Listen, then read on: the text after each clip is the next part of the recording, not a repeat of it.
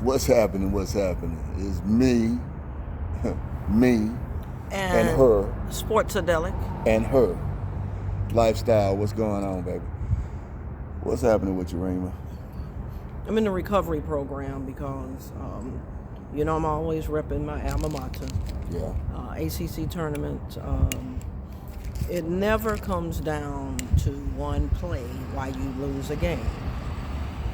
There's critical plays that happen at critical times, right?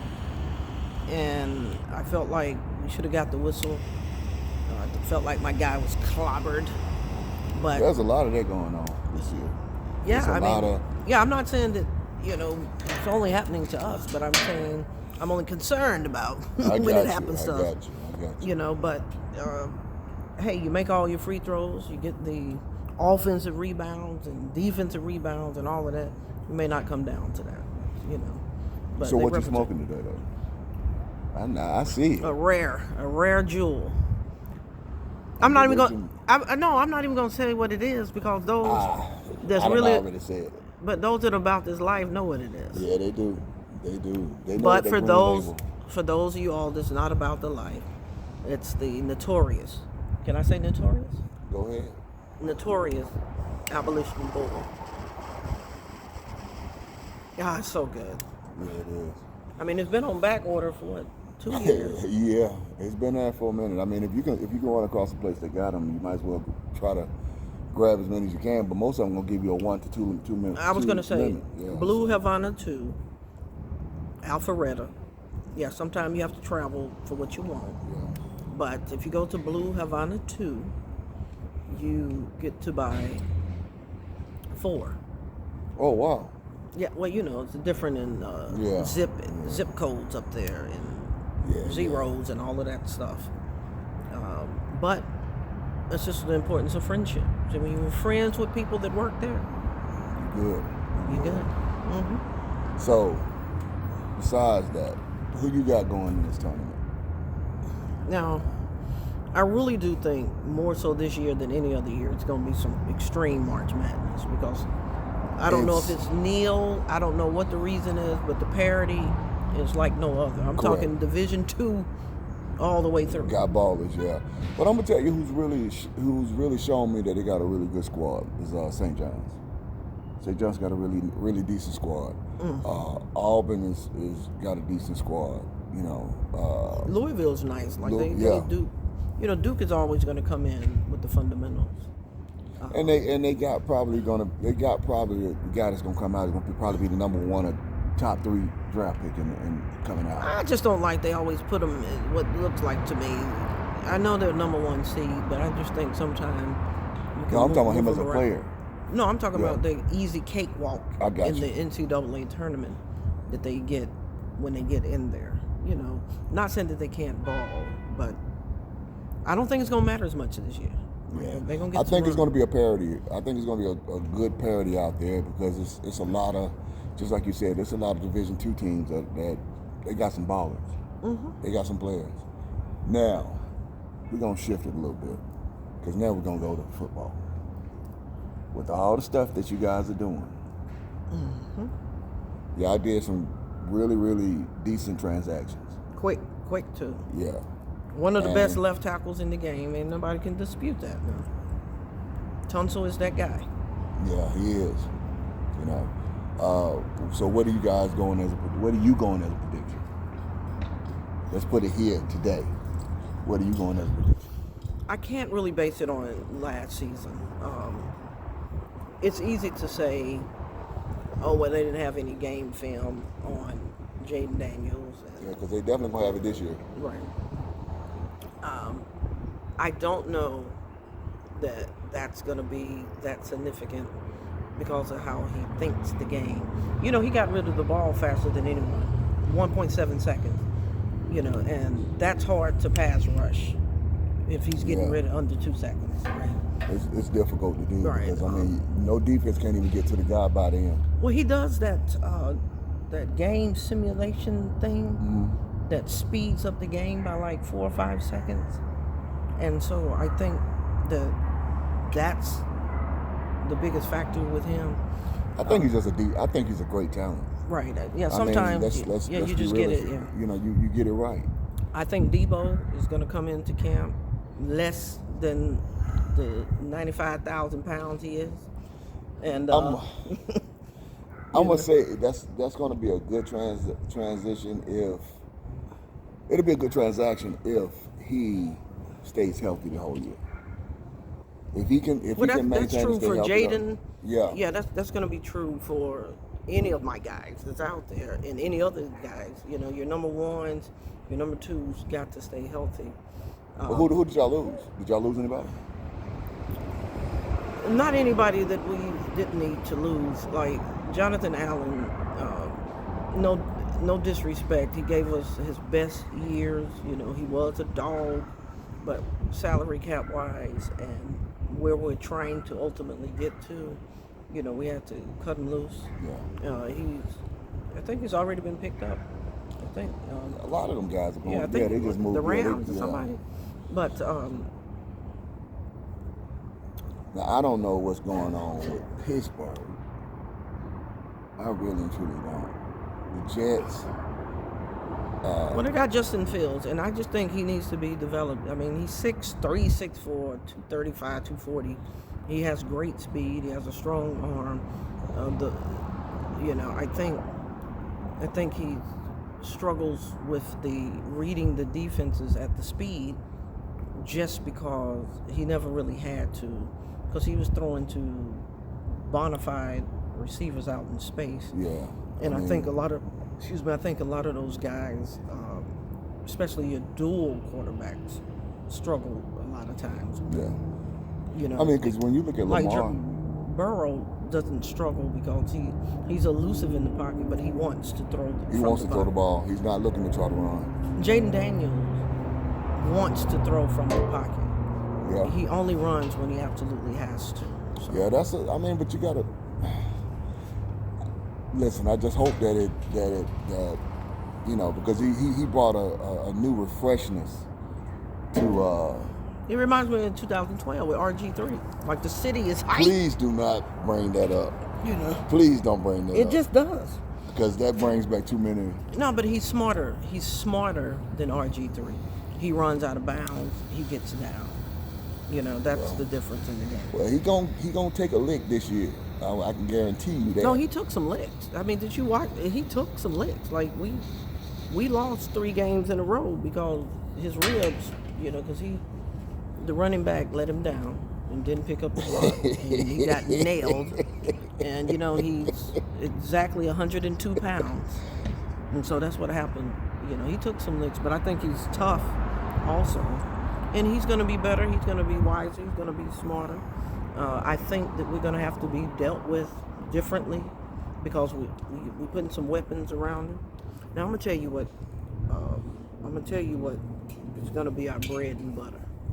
Because to me, Dan Quinn, since the Legion of Boom in Seattle, he hasn't put together a defense that can stop the run. Let me say this to you. And I'm speaking from experience. Oh, okay. You just can't put all your marbles in that basket, man. I mean, you know, we will go down as the biggest fumble rooski, you know what I'm saying, top 5 in NFL. Because you chose not to call a timeout.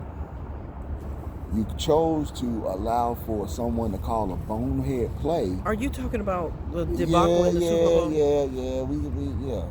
We talking about that. All right. So I know it still hurts. Yeah. Yeah, it does. You know, but he's gonna get your defense there. I just think that coaching wise, when it comes down to make the harsh decision, it's just not going to happen. It's not going to happen. You know, just like with the Falcons. I mean, listen, you don't make no transactions. None. None. And the ones that you make, you know. Well, it's one thing that Dan Quinn did that surprised me that he wasn't particularly known for. was going for it on fourth down. Okay. I'm not even talking about fourth down in a yard. I'm talking about like fourth down in 3, 4, Fourth and 5, 6, yeah, and yeah. stuff. He did that a lot this year. And we converted better than 70% of the time. Yeah. Now, what I'm going to tell you, our Achilles heel is Cliff Kingsbury. Because he's shown this in college. He's shown it out there when he was coaching in Arizona. He will tear your ass up with his play calling.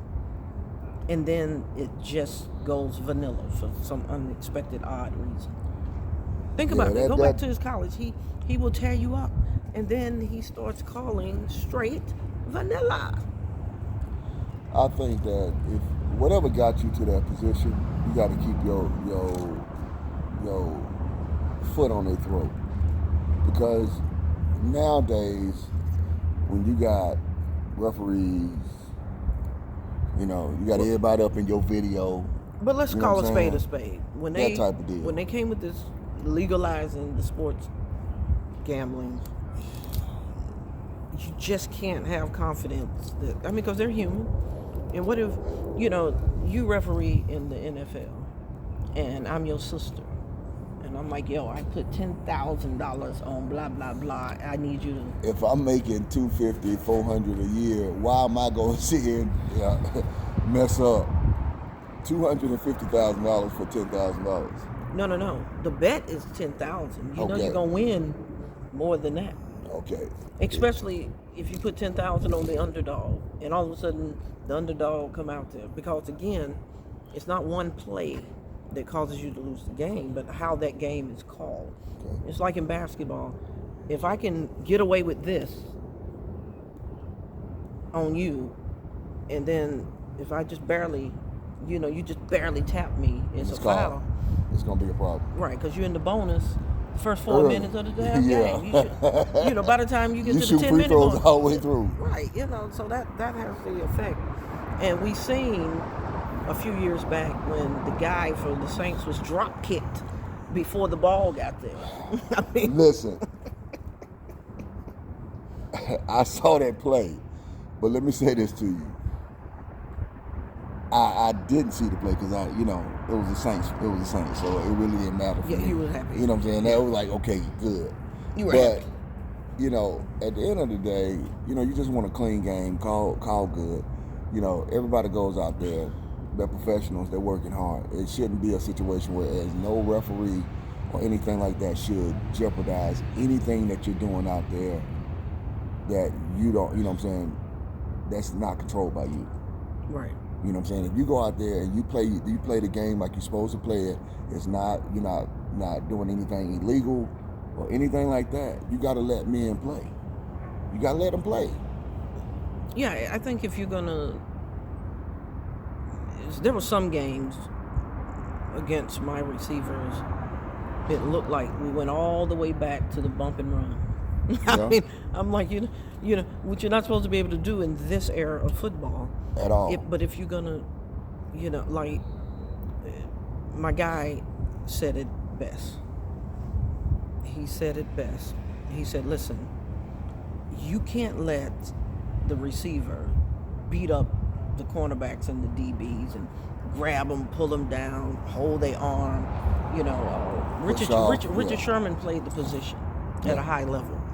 And he said, that's his biggest issue with some of these receivers that think that they, all world, but yet they get away with pushing off, holding, pulling guys down. Separation, yeah. Yeah, and all of that kind of stuff. And so they need to look at that. But it's hard coming from when we would actually watch football back in the day to now. It seems like it done got kind of tic-tacky. Well, you remember that's why Troy Polamalu retired early, because he said it's turned into flag football. And how many years has that been? So it has only gotten more flaggery. Can I use that, flaggery? I guess you're going to make up your own word. I'm smoking an Abolition Bull. I can make up the word, flaggery. Yeah. Okay? That's what we're going with, flaggery. I'm doing another hand roll that I got from Havana Cigars. They do a lot of boutique stuff down there. So Yes, they do. That's what Havana is located on 398 Auburn Avenue. Now, a lot of you all used to frequent there, right? And then there was a turn of the tide, but the tide is coming back. I want you guys to recognize that some different things going to be happening. Now, I do also feel that what has occurred is the growth of all of these cigars. You know, most people don't even have to leave their neighborhood anymore. No, they don't. Not for a cigar. No. Right. You got a cigar shop on every corner. It seems like in Atlanta. So where's our light? On I need some light. Well, right now we in the city light. And there you have it. We in the city light. Actually, you might be able to see a small view of the Atlanta skyline in the back there. Yeah. It's a small view. Yeah, listen, I grew up in Fourth Ward, and you can put up all the buildings you want. There's still pockets of Fourth Ward over here, so you know how it is. Well, let me tell you what I do know. I do know that people are listening to how overpopulated it is here, and it still has not stopped them from coming. And so, this is what I want to say about that, because when you look at Atlanta's a little bit different, because they constantly got events that are coming in. They constantly got events that are happening. if I'm not mistaken, and I gotta go. You can't see him; he's off screen. But we have Wikipedia/Google. The Don.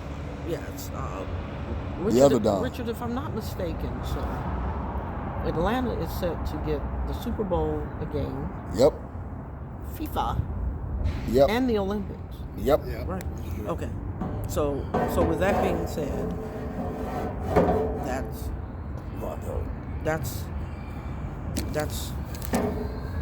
what's at stake, and I guess that's why people are like, I'm coming, come hell or high water. Well, you got the Super Bowl in 28. You got the FIFA games in 26. You got another event, I think, this year that's happening here. And, when you look at the FIFA games, you're talking about the largest sporting event in the world. Yeah, soccer grows the most money. Yeah, I mean, so you got to imagine the amount of people that are going to come to Atlanta. I mean, in all the different countries, and everything. Exactly. But I tried to tell some of you Falconers. Listen to you. Arthur Blank did not build that stadium because the Falcons have not yielded any of the results that ultimately he's been after. He built it because of the soccer. Well, and Atlanta United, let's be real now. Like that's a solid little team. Yeah, it is. It's a solid little team. So and that soccer money is long. Long money. It's long money. Right. But what we're gonna do is we're gonna sit here and we're gonna take a little break. We're gonna come back with part 2, and what we're gonna talk about on part 2: life, love, and a pursuit of peace. You dig it? Can you dig it? I guess We'll see if I'll be here for part 2. All right, hold on.